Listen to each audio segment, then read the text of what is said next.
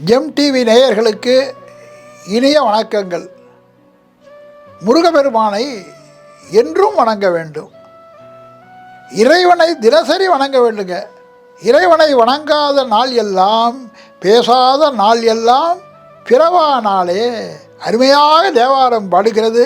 அரியானை அந்தனதம் சிந்தையானை, அரியானை அந்தனதம் சிந்தையானை, அருமறையின் அகத்தானை, அணுவை யார்க்கும் தெரியாத தத்துவனை, தேனை பாலை திகழ் ஒளியை தேவர்களம் கோனை, மற்றை கரியானை நான்முகனை, கனலை காற்றை கனைகடலை குளவரையை கலந்தின்ற பெரியானை, பெரும்பற்ற புலியூரானை, பேசாத நாள் எல்லாம் பிறவானாலே. பேர் ஆயிரம் பரவி வானோரேத்தும் பெம்மானை, பிரிவிழா அடியார்க்கு என்றும் வாராத செல்வம் அறிவிப்பானை, மந்திரமும் தந்திரமும் மருந்தும் ஆகி. எல்லாமே இறைவன் தாங்க. மந்திரம் தந்திரம் மருந்துமாகி தீரா நோய் தீர்த்தருள வல்லான் தன்னை. நம்பிக்கை நடத்தி காட்டாத செயல்களே கிடையாது. அதை பற்றி பேசிக்கொண்டே இருக்கலாம். அந்த நம்பிக்கையை தான் இறைவன் மீது வையப்பா. நம்புவதே மறை என்ற மொழி தன்னை நாம் இன்று நம்பிவிட்டோம். யார்? பாரதியார் பாடுகிறார். நம்பினோர் கெடுவதில்லை நான்கு மறை தீர்ப்பு. ருக் யஜுர் சாமம் அதர்வணம் என்கிற 4 வேதங்கள் என்னப்பா சொல்லுகிறது? வேதத்துடைய ஜூஸ் என்ன? நம்பிக்கை தான். பரிபூரண சரணாகதி, டோட்டல் சரண்டர், அப்சல்யூட் ஃபைத். இது 2 இருந்தால் வாழ்க்கையில் முன்னேறி விடலாங்க. எல்லாவற்றையும் இறைவன் தருகிறான்கிற பரிபூர்ண நம்பிக்கை வேண்டும். இப்போ உங்களுக்கு ஒன்று சொல்லட்டுமா? எடுத்துக்காட்டாக என்னையே எடுத்துக்கொள்ளுங்கள். பேசுகிறேன், கையில் எந்தவித ஏடும் கிடையாது, படித்துக்கிட்டும் வருவதில்லை. ஆனால் இறைவன் பார்த்து கொள்வான்கிற நம்பிக்கை எனக்கு சிறு வயதிலிருந்து இருந்தது. 1000 நாட்களாக ஆனாலும் கையில் எந்தவித காகித குறிப்பும் இல்லாமல் எல்லாவற்றையும் என்னால் சொல்ல முடியும். அது எப்படி வந்ததுன்னா அந்த நம்பிக்கை தாங்க. அந்த நம்பிக்கையை நம்ம அப்படியே பரிபூர்ணமாக நம்பணும். 100% அதை நம்பினா வெற்றி இருக்கும். இது படம், இது கல், இது சிற்பம், இது சுதை சிற்பம் அப்படி நினைக்கக்கூடாது. அதுதான் கடவுள்னு நினைக்கிறான். என்ன தெரியுமா சொல்கிறேன்? விக்கிரகம் இருக்கிறதுப்பா, அந்த நீ அதை விக்கிரகம் என்ன நினைக்கிறாய்? அப்படி கிடையாது. அதுதான் கடவுள். ஆகவே செந்திலை உணர்ந்து உணர்ந்து உணர்வுற, கந்தனை அறிந்து அறிந்து அறிவினில். ஆகவே இறைவன் பால் நீ நம்பிக்கை அப்படிப்பட்ட நம்பிக்கை நடத்தி காட்டாத செயல்களே கிடையாது. நம்பிக்கை எல்லாவற்றையும் நடத்தி காட்டும். சொல்லணும்னா நிறைய ஓமைகள் சொல்லுவேன், இப்போ இருக்கிற கருத்துக்களை சொல்லுவேன். அப்போ அன்பர்களே, அருமையான இறை நம்பிக்கை சகல காரியங்களையும் நடத்தி காட்டுகிறது. ஆகவே ப்ரேயருங்கிறது ரொம்ப முக்கியங்க. அந்த வணக்கம் இறைவனுக்கு நீ வணக்கம். அதாவது இறைவன் இருக்கிறானா இல்லையா என்கிற ஆராய்ச்சியில் நீ ஈடுபடாதே. இதுதான் பெரியவர்கள் சொல்வது. என்ன காரணம்னா, அதில் ஈடுபட்டால் ஒன்றால் வெற்றி கண்டுபிடிக்க முடியாது. நமக்கு இருக்கிற அறிவு கொஞ்சம் அறிவு தான். அதாவது ஒரு தீசிஸ் சப்மிட் பண்ண வேண்டும்னா, ஒரு பல்கலைக்கழகத்தில் ஒருத்தர் இருக்கிறார், நான் அந்த தீசிஸ் சப்மிட் பண்ணுறேங்க, சரி உனக்கு ஒரு 3 வருஷம் இல்லை 2 வருஷம் அதுக்குள்ளே அந்த ஆராய்ச்சியெல்லாம் முடித்து சப்மிட் பண்ணுங்கிறார். அப்போ இறைவனை பற்றிய ஆராய்ச்சி ஒருவர் எடுத்துக்கொண்டால் அவன் எத்தனை நாட்கள்னு சொல்ல முடியுமா? அவன் எத்தனை நாட்கள் இருக்கிறான்னு அவனுக்கே தெரியாதே. ஆகவே மனிதனுக்கு என்ன தெரியுமா இலக்கணம்? சில் வாழ்நாள், பல் பிணி, சிற்றறிவு. நமக்கு இலக்கணமே அதுதாங்க. சில் வாழ்நாள்னா கொஞ்ச நாள் தான் இருப்பார், ரொம்ப நாள் இருக்க மாட்டான். யாருமே நிரந்தரமானவர் யாரும் இல்லை, அது தெரியலைங்களா? ஆகவே இருக்கிறவன் வருகிறவனெல்லாம் வந்தவனெல்லாம் சென்று விட்டான். ஆகவே போய்கொண்டே இருக்கிறான். ஓடி ஓடி ஓடி ஓடி உட்கலந்த ஜோதியை நாடி நாடி நாடி நாடி நாட்களும் கழிந்து போய், வாடி வாடி வாடி வாடி மாண்டு போன மாந்தர்கள் கோடி கோடி கோடி கோடி எண்ணிறந்த கோடியே. அப்போ எத்தனை பேர் இருந்தார்கள், எத்தனை பேர் போய்விட்டார்கள். ஆகவே அதில் அதேமாதிரி போவதற்காக தான் நம்ம வந்திருக்கிறோம். ஆகவே நமக்கு எத்தனை டியூரேஷன்னு தெரியாது, ஒரு மனிதனை எத்தனை நாள் வாழ்கிறான்னு தெரியாது. அப்போ கடவுளை பற்றி ஆராய்ச்சியும் எப்படி செய்ய முடியும்? ஒரு ஆராய்ச்சினா ஒரு காலகட்டம் வேணும். ஆகவே அதற்குள்ளே இவனால் சண்டை பிடிக்க முடியாது. அதனால தான் என்ன தெரியுமா சொன்னால், ஆராய்ச்சியெல்லாம் வைத்து கொள்ளாதே. ஆராய்ச்சியை விட்டு பரிபூர்ணமாக அவரை மாம் ஏகம் சரணம் பிரஜ. இதுதான் கீதையுடைய முக்கியமான வாத்தியம். என்னை நீ பரிபூர்ணமாக சரணடைந்தால் ஆட்டோமேட்டிக்காக உனக்கு எல்லா கருத்துக்களும் உனக்கு நான் தருகின்றேன். உன் வாழ்க்கையை நான் பார்த்து கொள்கிறேன்.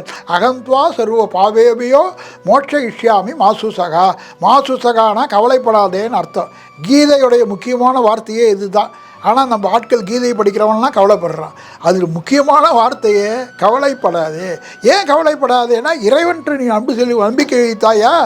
ஆகவே நீ இருக்கிற நாள் கொஞ்ச நாள் தான். இந்த கொஞ்ச நாளில் உன்னால் இறைவனை பற்றி கண்டுபிடிக்க முடியாது. உனக்கு இந்த பிறப்பை கொடுத்ததே யாரியா? இறைவன் தானே. நீ ஆடாகவோ மாடாகவோ ஓநாயாகவோ உடும்பாகவோ பாம்பாகவோ பள்ளியாகவோ பிறந்திருந்த உலகத்தின் இன்பங்களை அனுபவிக்க முடியுமா? உயர்தினை மனிதனாக பிறந்தாய்.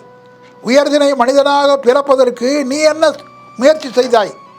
இறைவனுடைய திருவருளால் உனக்கு மனித பிறப்பு கிடைத்தது. வாய்த்தது ஈதோர் பிறவி, இதை மதித்திடுமின். யார்? தேவாரம் சொல்லுகிறார்.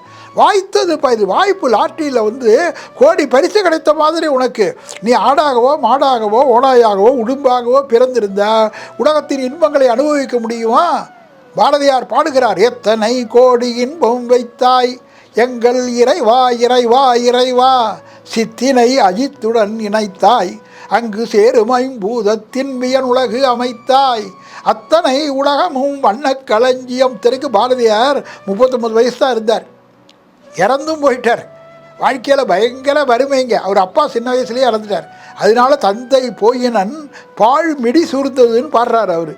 ஆகவே அப்பா போயிட்டார், ஒரே வறுமை. இப்போ பாருங்கள், அப்படிப்பட்ட வறுமையில் இருந்தவர் 39 வயசு தான் இருந்தார். சமைக்கிறதுக்கு அரிசி கிடையாது. இதெல்லாம் உங்களுக்கு பாரதியாரை பற்றி எல்லாருக்கும் தெரியும். அப்படிப்பட்டவர் என்ன பாடினார்? எத்தனை கோடி இன்பம் வைத்தாய் எங்கள். என்ன காரணம்? அது இறைவன் அதனுடைய நம்பிக்கையை வைத்தார். நம்புவதே மறை, அதை தான் நம்பினோர் கெடுவதில்லை. அதுபடி தான் பாரதியார். அவர் வாழ்ந்த வயது தான் 39. ஆனால் பாரதியார் பாருங்கள், நூற்றாண்டு கண்டு இன்றும் அவருடைய புகழ் வளர்ந்து கொண்டிருக்கிறது. இருக்கிற எல்லா புலவர்களும் போனாலும் பாரதியார் புகழ் கடைசி வரை. இந்த மொழியில் மட்டும் கிடையாது, எல்லா அகில உலகமும் பாரதியாரை கொண்டாடுகிறது. பாரதியார் மாதிரி ஒரு கிடையாது. அந்த பாரதியார் அதி அற்புதமாக சொல்கிறார், மனித பிறவிங்கிறது அவ்வளோ எளிதாக கிடைப்பதில்லைப்பா. கடவுள் திருவருளால் தான் உனக்கு பிறவி கிடைத்தது. ஒவ்வொருவனும் மனிதனாக பிறப்பதற்கு அவன் எந்தவித முயற்சியும் செய்யலை. ஆகவே கடவுள் உனக்கு பெரிய வாழ்க்கையை கொடுத்துருக்கிறார். இந்த வாழ்க்கையை நன்றாக அனுபவி. சிறந்த முறையிலே ஆன்மீக கருத்துகளோடு பொருந்து இருக்கிற பொழுது தேவையற்ற பிரச்சனைகளில் ஈடுபடாதே. இந்த வாழ்க்கை இருக்குது பார்த்திங்களா, கொஞ்ச நாள் தான் இருக்கும். இது தெரிகிறது இல்லையா? ஆக அந்த கொஞ்ச நாளுக்குள்ளே நல்லது செய்யுப்பா. ஆகவே ரொம்ப அழகாக வெறும் ஆள் வளர்ந்தால் போகாது, ஆளும் வளரணும், அறிவும் வளரணும். அதுதான்டா வளர்ச்சி. ஆள் வளருவதுன்னா சில பேர் உயரமாக வளர்கிறான், சில பேர் குண்டாக வளர்கிறான். இது வளர்ச்சியா? உயரமாக வளர்வதும் வளர்ச்சி தான், சென்டிமீட்டரில் வளர்வது. குறுக்க வளர்வதும் வளருது தான். ஆகவே அப்படி வளர்வது வளர்ச்சியா? ஆகவே சென்டிமீட்டரில் வளர்வதோ கிலோகிராமில் வளர்வதோ வளர்ச்சி கிடையாதப்பா. ஆளும் வளரணும், அறிவும் வளரணும். இந்த அறிவு வளர்ந்து சிந்தித்து பார்க்கும் பொழுது தான் அருமையான இறைவனை தெரிகிறது. அந்த இறைவன் எங்கெங்கு இருக்கிறான்னு அருணகிரிநாதர் பாடுகிறார். திருப்பரங்குன்றம் முதற் படை வீடு, திருச்செந்தூர் 2வது படை வீடு, பழனி 3வது படை வீடு, சுவாமிமலை 4வது படை வீடு, 5வது படை வீடு குன்றுதோர் ஆடலில் மிகச்சிறந்த திருத்தணி, 6வது படை வீடு பழமுதிர் சோலை. முருகனுக்கு எல்லாமே 6ங்க. முருகப்பெருமானை வணங்கினாலே 6 தெய்வத்தை வணங்கிய பெருமை இருக்கிறது. அதையும் நீங்கள் தெரிந்து கொள்ளுங்கள். மூ ரூ க. மூ என்றால் முகுந்தன் அர்த்தம், ரூனா ருத்ரன் அர்த்தம், கேனா கமலன் அர்த்தம். முகுந்தன் விஷ்ணு, ருத்ரன் சிவபெருமான், கமலன்னா பிரம்மா. ஆகவே முருக 3 பேர் வந்துட்டாங்களா? 3 பேர் மட்டும் இல்லை, அந்த 3 பேர்கிட்ட யார் இருக்கா பாருங்கள். முகுந்தன்னா முகுந்தன்கிட்டேயே லக்ஷ்மி இருக்கா, ருத்ரன்கிட்டேயே பார்வதி இருக்கா, பிரம்மா கிட்டேயே கலைமகள் இருக்கா. இதை கம்பர் பாடுறார். ஆகத்தில் ஒருவன் வைத்தான், அந்த நன்னாவில் வைத்தான், பாகத்தில் ஒருவன் வைத்தான். பாகத்தில் வைத்தவன் சிவபெருமான், ஆகத்தில் வைத்தவன் திருமால். ஆகவே நாவில் வைத்தவன் பிரம்மா. பாகத்தில் ஒருவன் வைத்தான், பங்கயத்து இருந்த பொன்னை ஆகத்தில் ஒருவன் வைத்தான், அந்தணன் ஆவில் வைத்தான். அப்போ மூ ரூ கட முகுந்தன் ருத்ரன் கமலன். அதோடு நின்று விடவில்லை. முகுந்தன் கிட்ட லக்ஷ்மி தேவி, ருத்ரன் கிட்ட பார்வதி, கமலன் கிட்ட சரஸ்வதி. அப்போ 3 3 6. அப்போ 6 முகனை வணங்கினால் 6 தெய்வங்களை வணங்கிய பெருமை இருக்கிறதப்பா. ஆகவே தான் கந்தன் காலடியை வணங்கினால் கடவுள்கள் யாவரையும் வணங்குதல் போலே. ஆகவே அவர்தான் நிறைந்த நிலையில் வருகின்றார். அகரம் உம்மாகி அதிபன் உம்மாகி அதிகமும் ஆகி அகமாகி அகரமும் ஆகி அறிவனும் ஆகி அதிகமும் ஆகி அகமாகி தாளக்கட்டில் அமைந்த பாடல் திருப்புகழ் மட்டும்தான். வேறு எதுவும் தாளக்கட்டுக்குள்ளே அடங்காது. தாளத்தில் பாடுவது கடினம், ராகத்தில் பாடுவது எளிது. அதனால தான் பல வித்வான்கள் ஏதோ ராகத்தில் தவறு செய்தால் கூட தப்பித்து கொண்டிருக்கிறார்கள். ஆனால் தாளத்தில் தவறு பண்ணால் அடுத்த வினாடி மாட்டிக்கொண்டு விடுவார்கள். தாளத்தில் தப்பே பண்ண முடியாது. அருணகிரிநாதர் பாடுகிறாரப்பா, ஒவ்வொரு பாடலும் அதி அற்புதமாக விளங்குகிறது. எந்த திகை எனும் அலை எனும் உவர் எந்த படி எனும் முகட் எனும் உளவல, ஒரு எழுத்து ஒரு அசை அதிகமாகாது.